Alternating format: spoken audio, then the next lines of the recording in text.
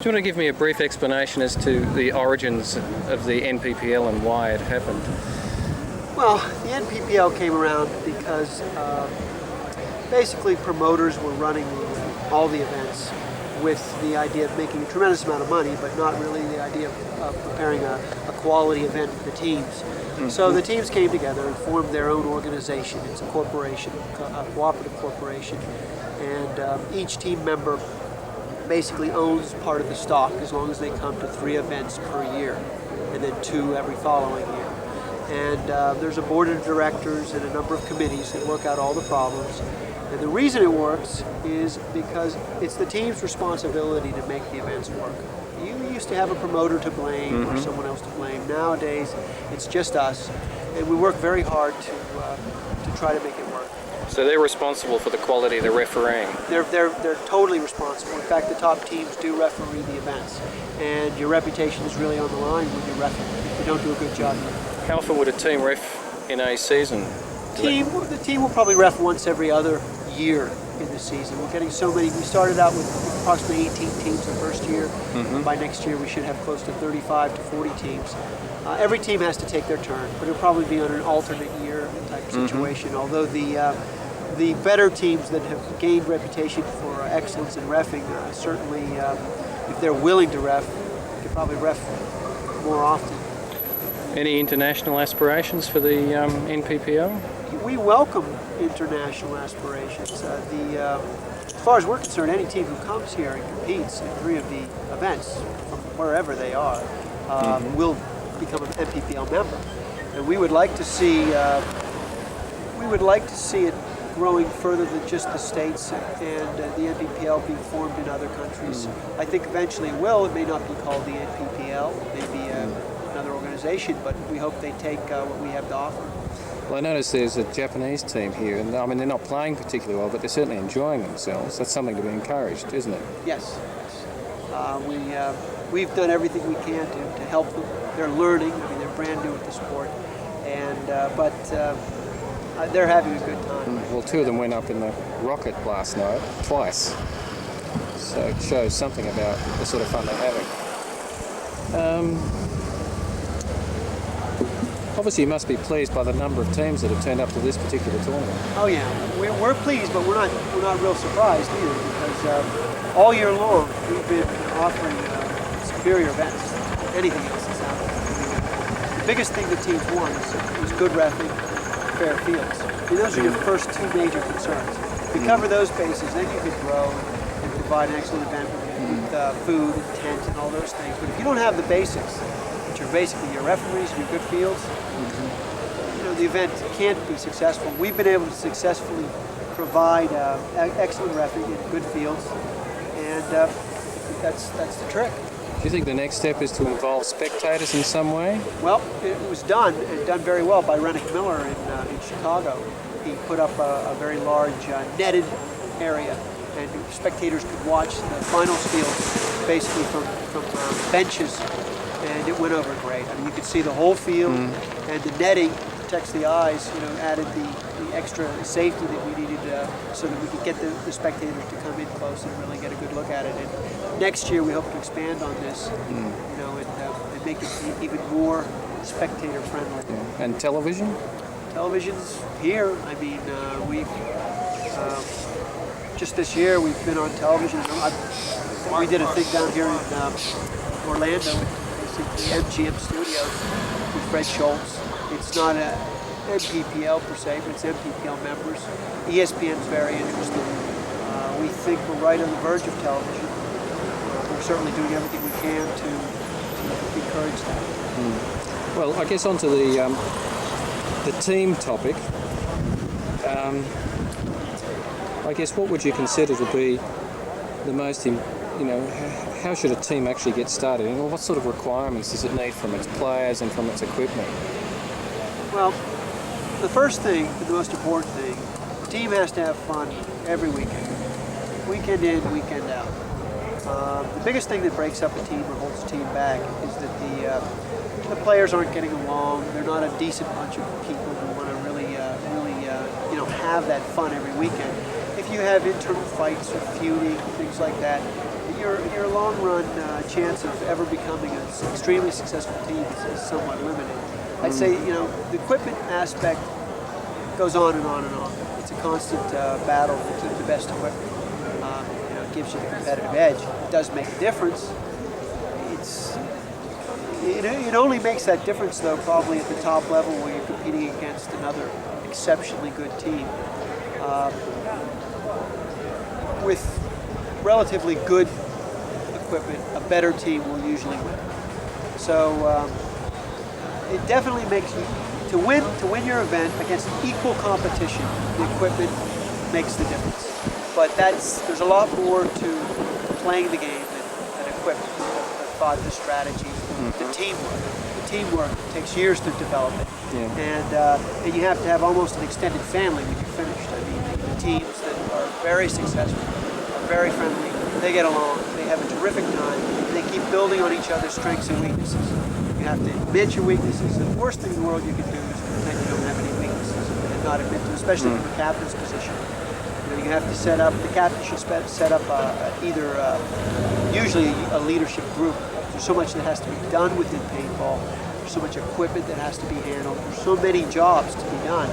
It's hard for one person to do it. A real strong leader can do a fairly good job, but it's better if you get 2 or 3 highly dedicated players that are very fair in their decisions. Set up a good bunch of guys who really want to have fun and be prepared to work at it for 4 or 5 years. That's the way to become a top-ranked team. What about tactics? I've noticed here there's been quite a difference between the amateur and the pro teams in how they go about winning a game on the field. There are a number of different levels of tactics. There's first of all, there's your individual tactics, if you want to call it. The way you load. A lot of people will expose their elbow every time they load. You have to sort of watch your other players and point out the little stupid things that they keep doing, which cause them to get hit. Then you go up to small squad tactics. The biggest thing in small squad tactics is shoot and move. What we call shoot and move. Most teams get to the point where they're just ready to start to make some really good moves, and they all move at once, or they all shoot at once. Yeah. And those are the 2 mistakes. If you all move at once, no one's shooting. It's very easy for the other team. They just sit there and shoot you. If you're all shooting at once, they tuck in. They have no reason to move because they're all tucked in. You're not moving on them. So they just wait for their moment to come up and pop you. What you have to do is combine shoot and move tactics, which is what the top professional teams master that. So you have a situation where 2 guys are down on one knee shooting, the 3rd guy is going for the bunker. The bunker guy's either got to do something, he's either got to come up and shoot, in which case the 2 shooters are going to get him, or he sits there and the guy comes over the top and shoots him. So if you perfect the shoot and move, whoever's better at it, whoever does it first and right, is usually going to get the advantage. And that's the biggest, as far as small squad tactics, that's the biggest small squad tactic.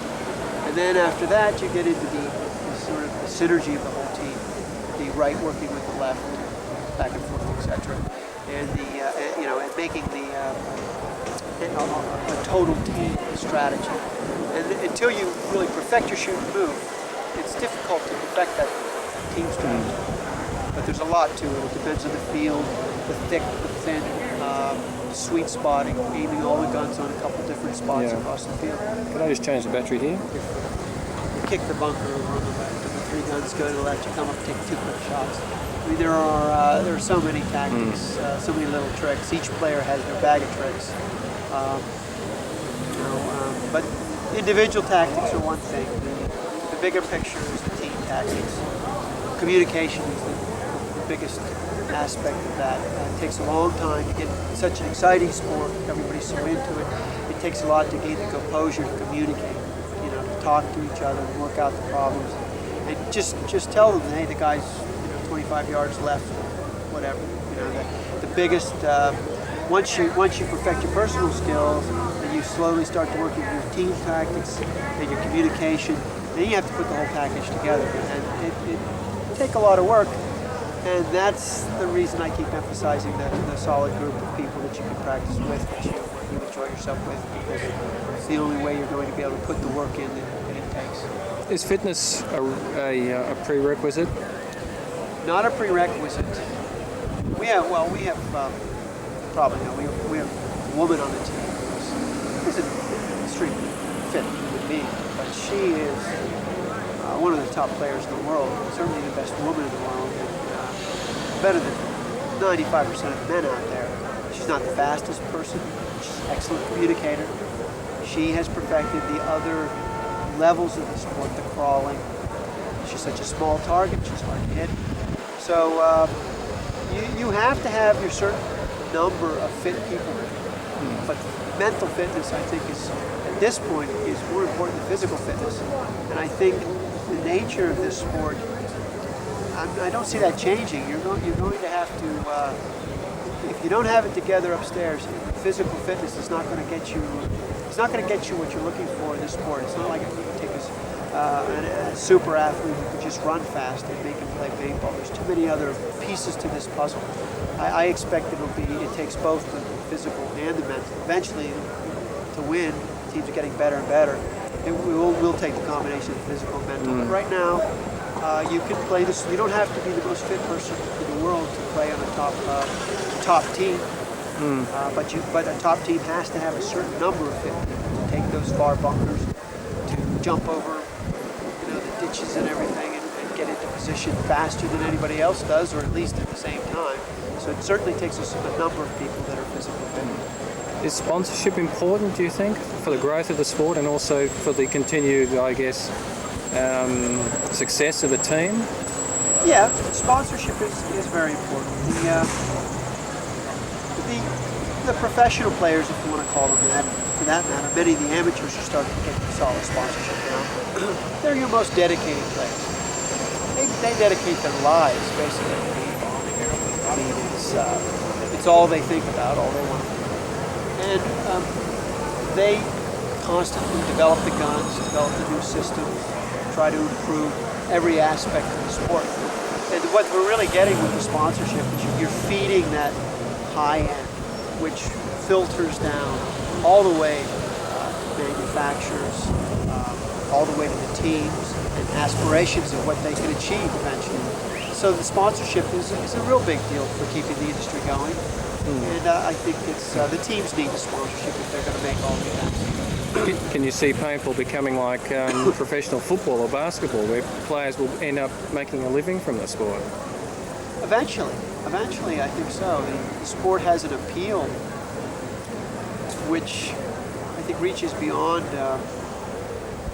a lot of these other sports. I think it's the diversity of jobs.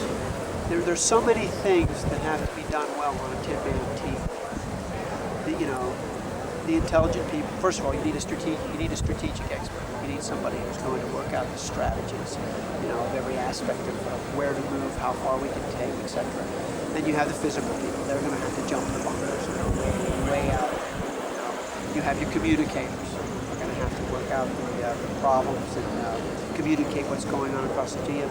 And what we find out is that it takes a mix of people and a mix of skills to make a very successful team.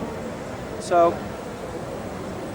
this is also what I think makes the sport so intriguing, because it brings people who are vastly different together, and they can still participate in this sport, and they all have their job. And it takes this diversity to make the team extremely successful. And that also is what I think draws so many people to sport, because so many people can come in and they don't have to have some particular skill. And they can do very well in the sport if they're willing to work at it, learn the tricks. Whereas, basketball, if you're not 6'6" and you can't dunk, you've got a problem. Football, same type of thing. You've got to take a very specific physically gifted person to participate in those sports. Whereas in this sport, there are a lot of different gifts that can make you an excellent paintball player.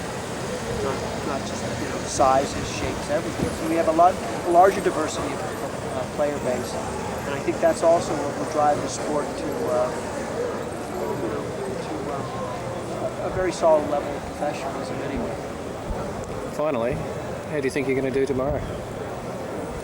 Well, we're going to do our best. I want to win it. We'll do everything we can to win it. And I think we have a very good shot. Who do you consider your toughest opposition? Probably Aftershock. Ironmen are always good. And then UK Predators would be the three. But GBD is an up-and-coming team. They have a good chance of it. And Bad Company's been around forever, and they're right on the edge.